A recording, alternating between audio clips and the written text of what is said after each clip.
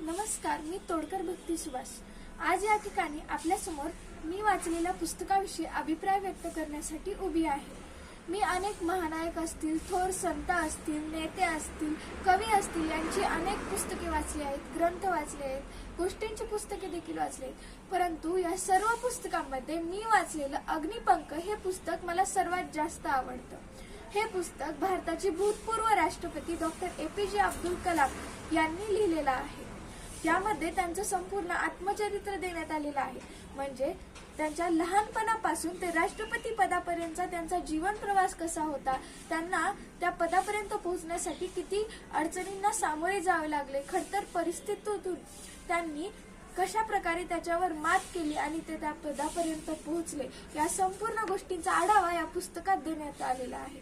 त्यासोबतच त्यांच्यासोबत घडलेले प्रसंग असतील, घटना असतील आणि महत्त्वाचं सांगायचं झालं तर डॉक्टर APJ अब्दुल कलाम यांचे सुसंगत असे सुविचार असतील, हे पूर्ण आपल्या भावी पिढीला अत्यंत उपयुक्त ठरतात। हे एक प्रेरणेचे स्थान म्हणून मानले जातात।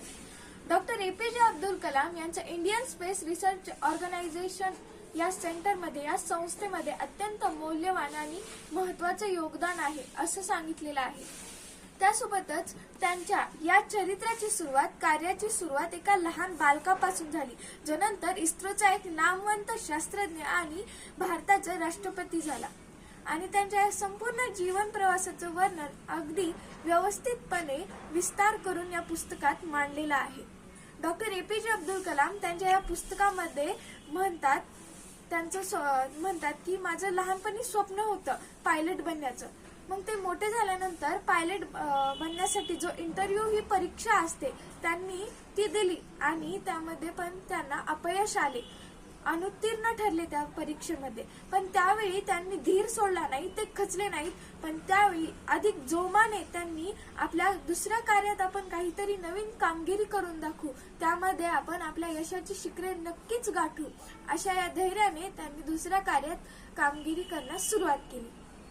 डॉक्टर APJ अब्दुल कलाम सुरुवातीला विमान बनवण्याच्या कारखान्यात म्हणजे संस्थेमध्ये काम करत होते असं या पुस्तकात सांगितलेलं आहे। आणि या संस्थेमध्ये काम करता करता नंतर त्यांचं पदार्पण म्हणजे त्यांचं वळण हे अंतरिक्ष इस्रो या संस्थेकडे झालं।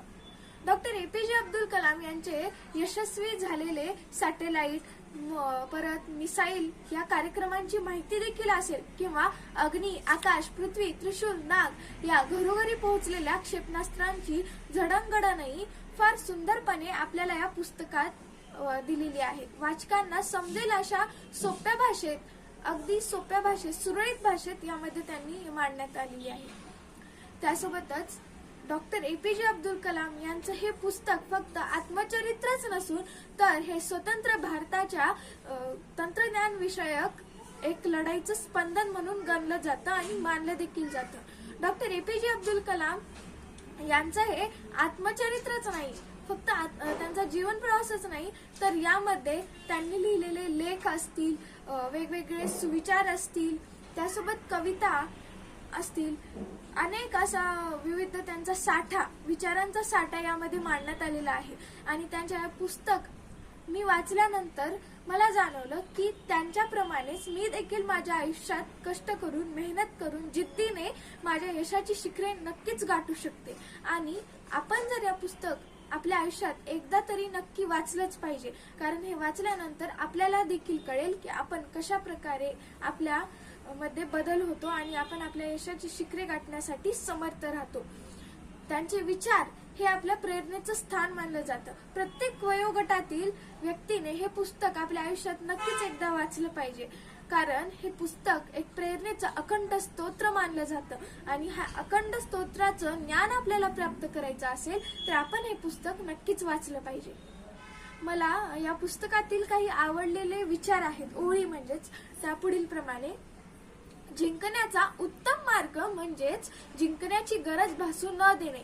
जर आपल्याला यशाची शिखरेच गाठायची आहे, जिंकायचंच असेल तर आपल्याला त्याची गरज भासली नाही पाहिजे।